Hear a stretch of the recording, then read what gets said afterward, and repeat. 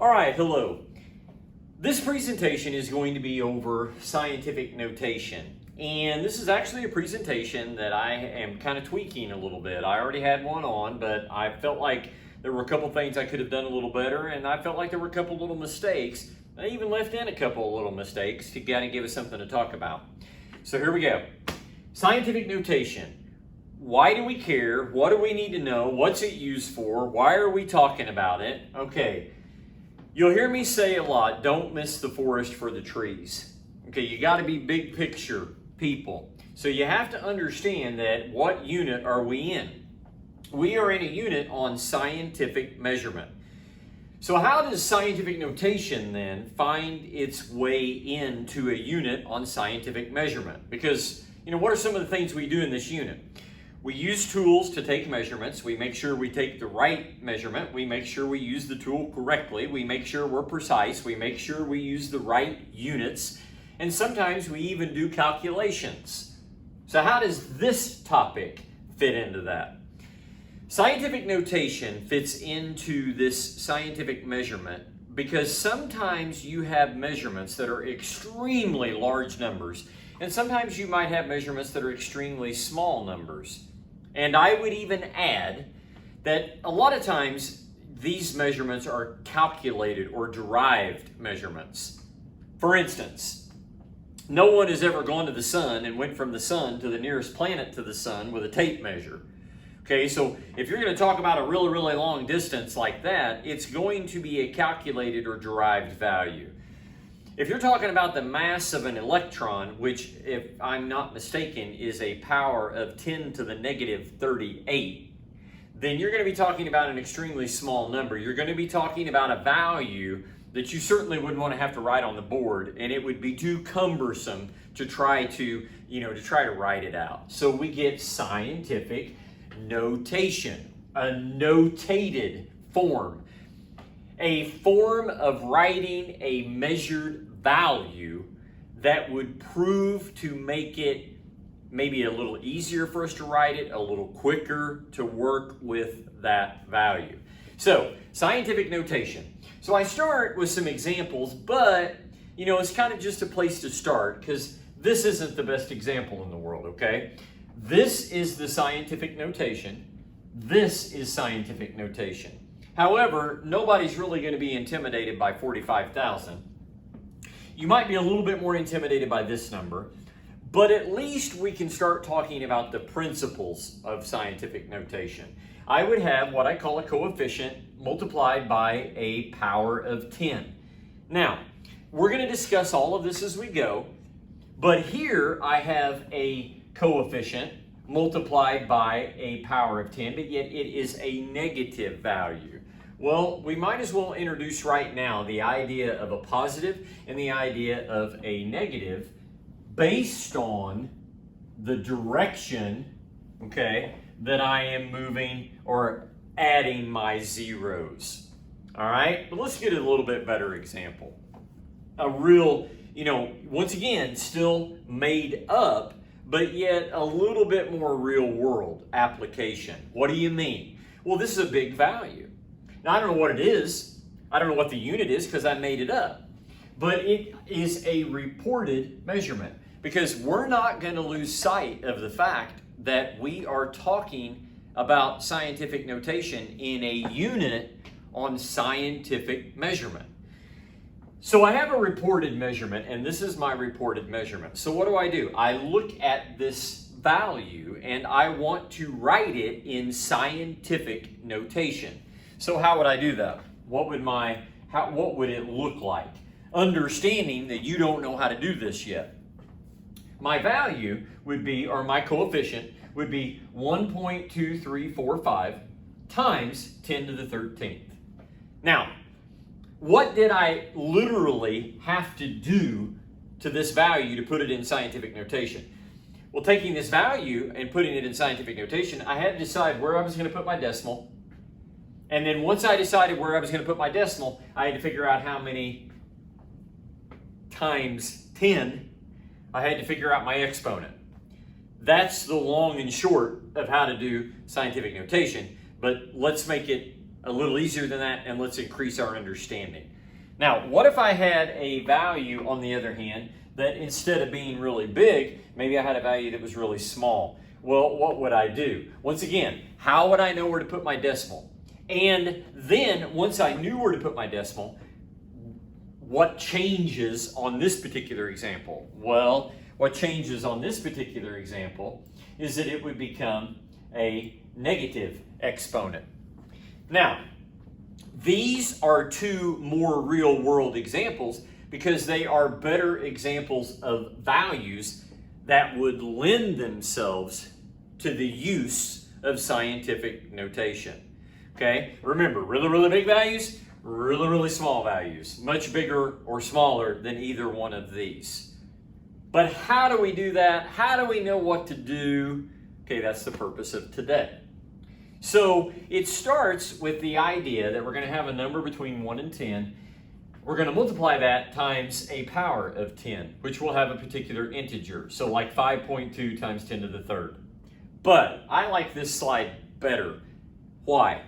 Because I love the way the coefficient is defined because it doesn't even use words. It simply uses symbols. So you have 1 going to be less than or equal to A, but what is A? A is the coefficient. So A is going to become a value. So your value, okay, is going to be greater than or equal to 1, but less than 10. Now, this is our definition of a coefficient. A is going to be greater than, equal to 1, but less than 10, multiplied by a power of 10. So we use the word integer. We're going to throw the word integer around. We're going to throw the word exponent around. Now, it turns out that once we have our coefficient and we decide on our multiple of 10, that multiple of 10 could either be positive, which would be how many times we are multiplying by 10, or it could be negative, which in reality is how many times are we dividing by 10. So if I am positive, I can anticipate going this way. If I am negative, I can anticipate going this way. All right, let's not overcomplicate that. Can I give you a real-world famous example of scientific notation? This year, you're going to learn about the mole. When you learn about the mole, you will hear about something called Avogadro's number. Avogadro's number is 6.02 times 10 to the 23rd. So you realize, by the virtue of being a positive exponent, this is a very big number. It lends itself well to scientific notation. All right? Now, how about a value? Once again, let's go easy. Well, there's some things going on here, and I don't know how many times I'll probably stress this year, but I'm going to call time out for just a second. You're building a spider web. A spider web has all these strands that come together. When is the spider web, when can you really see the full picture? When it's done. So we are constantly tying threads together. We're constantly going forward. We're constantly coming back. All you got to do is just think, relax, listen, and start tying strands together. So in this unit of scientific measurement, here we are talking about scientific notation, but yet also considering every once in a while something called sig figs, significant figures, figures worthy of being recognized. Well, it turns out if we had 95,600, you see these little squiggly lines because these zeros are not significant. So this value has 3 sig figs, and we'll talk more about that later. Now, if I wanted to take this value and I wanted to write it in scientific notation, which is the topic of today, how would I do that? Well, you understand that I would do this. I would make 9.56 times 10 to the 4th. How do I know that? If my decimal is right here, it would be 1, 2, 3, 4. Now, how do I know that this is right? I know that this is right because going back to one of my original first slides, or first several slides, this meets the definition of coefficient greater than or equal to 1, but less than 10 times 10 to a certain exponent. So I'm good to go. What about this one? Small number. Once again, Knowing that my zeros are this way, I know my exponent is going to be negative. I also know that my coefficient has to be greater than or equal to 1, but less than 10. So where do I put my, or where would I even think about my decimal being? I would have 7 times 10 to the negative fifth. 1, 2, 3, 4, 5. Did I meet the definition of scientific notation? And the answer is yes. I have a coefficient that is greater than or equal to 1, but less than 10. And I have my multiple of 10 to a certain exponent, in this case negative, because my movement is to the left. Now, is it possible that I could have numbers in scientific notation and be asked to add or subtract them? And the answer is yes. Yes, that is possible. So if I wanted to do that, then I can do that. But one of the things that I need to consider from the very beginning is that my integers here must be the same. Now, it turns out that I've given you a really easy problem. You know, you're loving me when I give you these problems because they're already the same. So it's just a simple computational problem. What are you doing here? You're subtracting. So you just do simple math. And you can do simple math, so here we go. So 3.4 minus 2.1 is 1.3. Now, how does this work right here? Well, I keep my same power of 10. So it's simply 1.3 times 10 to the negative 12th. Take a quick look at that. You got to look at it. You got to think that's pretty easy. That's pretty easy, pretty straightforward. Now, what if I wanted to add? So once again, remember, I'm adding and subtracting. What was kind of the fundamental idea? The fundamental idea was that these numbers, these exponents, had to be the same. Well, they already are in this problem. So once again, just a very straightforward problem. However, when you're a teacher and you're trying to teach a concept, at least in my case, sometimes maybe I get to moving too fast, or maybe sometimes I'm thinking more about the concept than I am, you know, hey, I need for this to be totally 100% spot on accurate.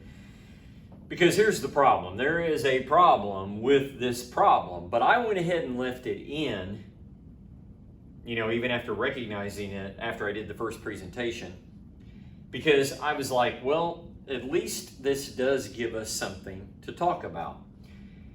The most important thing to me right now at this second is that you recognize that these are the same, so you're just going to do simple math. So if you did this, I wouldn't be terribly upset at all. However, this isn't correct. Now, I'm hoping that you've listened hard, enough, and you're thinking that you're working with me as we go, and you say, yeah, Mr. Day, you've been stressing this whole coefficient thing, and that's just not the definition of a coefficient. That's greater than 10. And so, yeah, you're right. So my hope is, however, that you might recognize something here, and that you might recognize that there's usually, a tweak, or sometimes maybe there's more than one way to get to a particular destination. Now, I'm not telling you there's more than one right answer. There's one right answer here, all right? But this is not it. So what do you think about this? Now, if you'll take a look at it, here's what you're going to see. You're going to see that I changed the multiple of 10.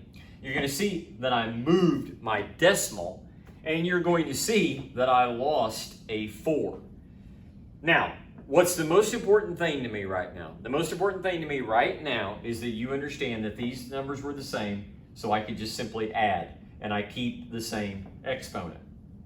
But I don't care to let you see this, to let you see that this would not be the right answer. What happened here? I looked at my number of sig figs and I had 2. I looked at my number of sig figs and I had 2. I can't have 3 in my answer. So this 4 was not enough to make this round. Why did I move my decimal? I moved my decimal because I needed for my this to meet the definition of coefficient. Something to ponder, something to think about. We're continuously going forward, we're continuously backing up, we're continuously shaping our knowledge. Now, what if I want to do subtract? Because remember, we're talking about addition and subtraction. Well, what was the rule? The rule was you got to have what? Once again, you need to have the same exponent. Well, I have the same exponent. So, once again, no problem, straightforward. Just simply do it. And what do I get? I get 3.3 times 10 to the negative second. Now I look at my answer and I say to myself, hey, is this okay? And I say, yeah, because it meets the definition of coefficient, greater than, equal to 1, less than 10, times 10 to a certain exponent. So am I okay with this? Yes. Is this pretty simple? Yes. Don't overcomplicate. So far, pretty simple. Now, however, there's a little twist with adding and subtracting. Well, what's the twist? Well, the twist is nothing, there's no guarantee that I'm going to give you two exponents that are the same. So just like any good basketball coach, and remembering that this is science class, and what is one of the things you see repeated time and time and time again in science? You see that science strives to create a standard so that you can be standardized. Do you know what that means? Well, so you can do the same thing. So you can get the same measurements. So a meter in the United States is the same as a meter in Great Britain, okay? So that you can work on problems together and derive the same answers because you're following the same standardized processes. So is there maybe, even in this classroom, might we sometimes come up with a plan of attack or maybe a standardized way of doing things that even if it doesn't get us exactly where we want to go, at least we're kind of on the same page? And the answer is yes. So like, here we go. So here it is.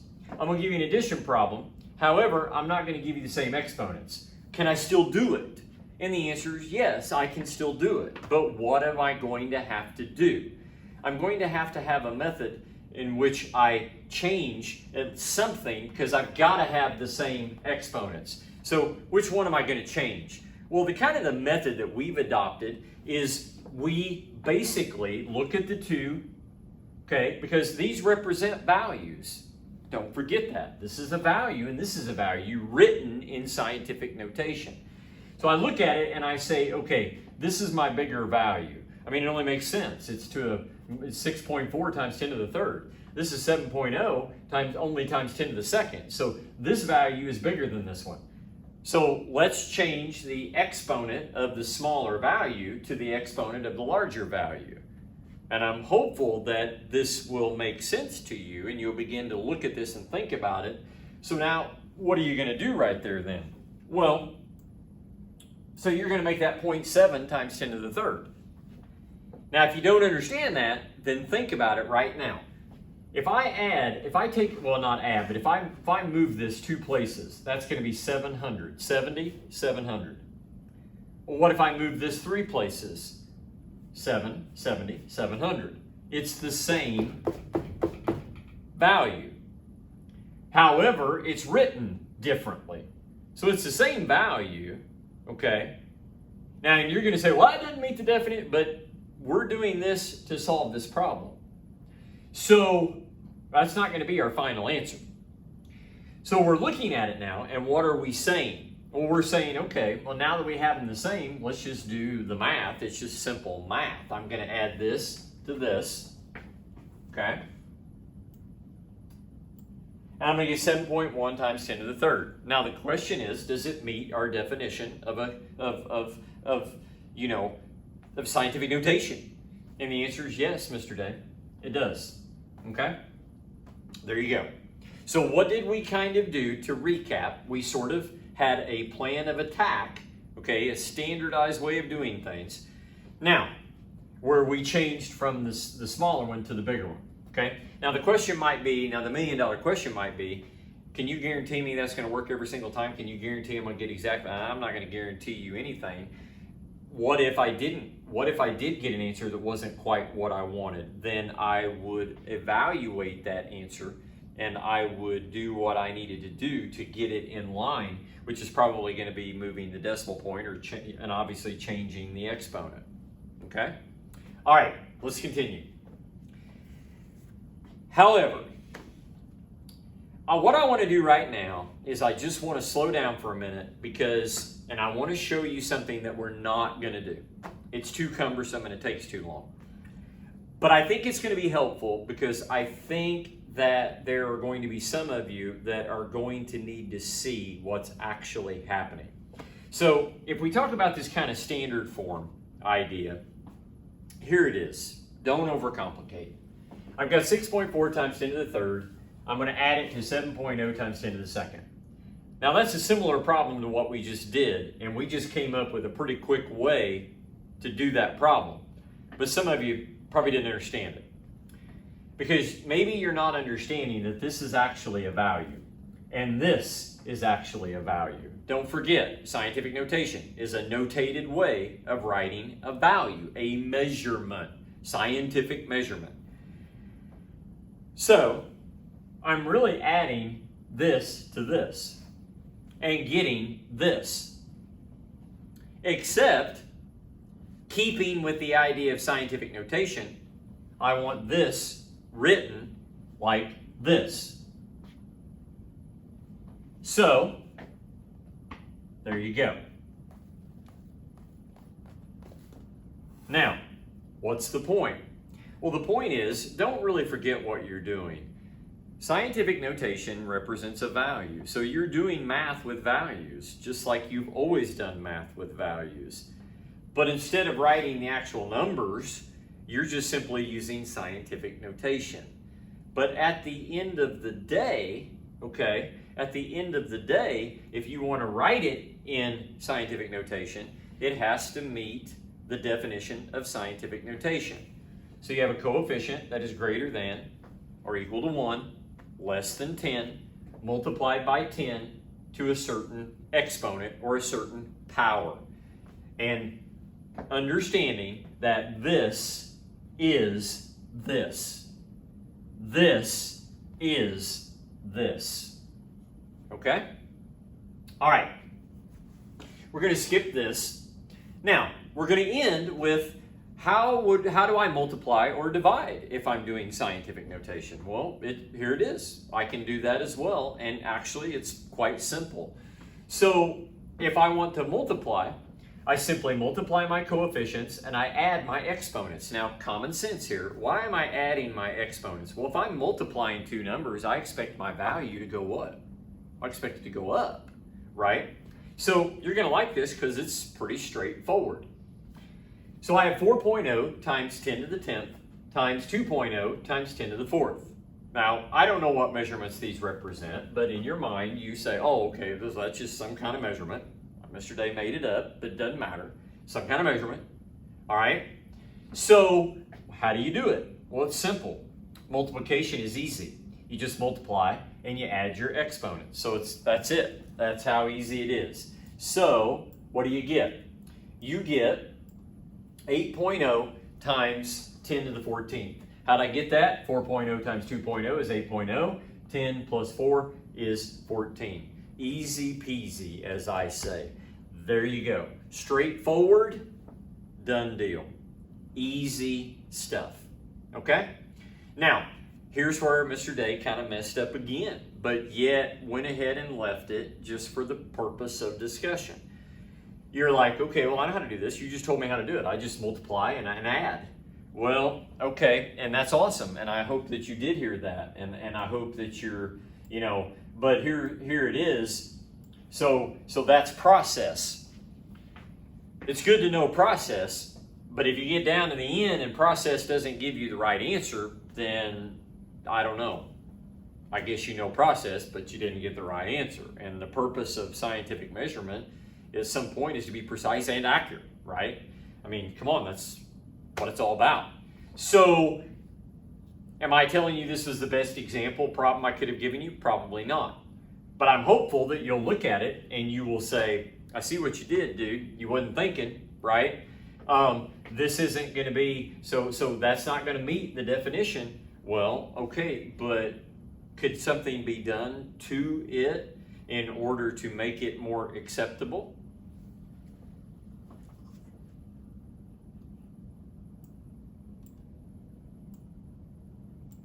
What do you think?